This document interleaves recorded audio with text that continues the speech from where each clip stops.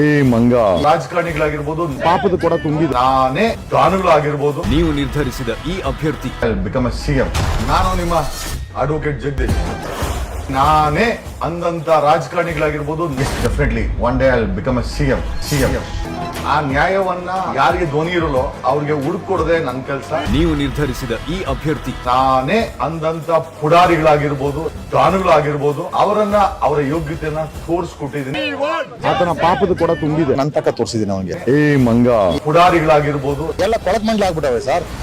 ಆ ನ್ಯಾಯವನ್ನ ಯಾರಿಗೆ ಧ್ವನಿ ಇರಲ್ಲೋ ಅವ್ರಿಗೆ ಹುಡುಕೊಡದೆ ನನ್ನ ಕೆಲಸ. ಸ್ವರ್ಗಕ್ಕೆ ಹೋಗಿದಾರಾ ಅಥವಾ ನರಕಕ್ಕೆ ಹೋಗಿದಾರಾ ತಿಳ್ಕೊಳ್ಳೋಕೆ ನೋಡಿ ಬಿಗ್ ಬಾಸ್ ಗ್ರ್ಯಾಂಡ್ ಓಪನಿಂಗ್ ಇಂದು ಸಂಜೆ 6 ಗಂಟೆಗೆ.